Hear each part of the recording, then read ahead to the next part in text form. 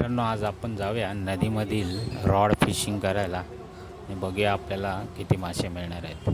बघा, ही नदी आहे, ही वरतून येते आणि जे प्रवाहाने आलेले मासे आहेत ना, या खोलपाण्यामध्ये जाऊन राहतात आणि आपण ते आता रॉडने पकडणार आहोत. चला तर तुम्हाला घेऊन जातो फिशिंगसाठी. हे बघा, कमी पाण्यामध्ये थोडं जाळी घालून काही जण पकडत आहेत. आपण पुढे जाऊन चला, आपण आलो आहे बघा मासे पकडायला. बघूया. हा, टाक टाक. बघा, लागला वाटतं. लागला लागला लागला. जबरदस्त आहे. थोडं जवळ घे, जवळ घे, जवळ घे. हां, घे घे घे घे घे.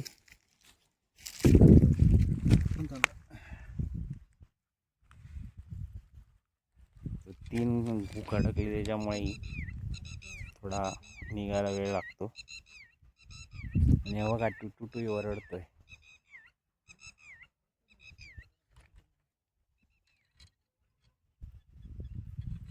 गेलतो दाबून पकडशील, मी काढू.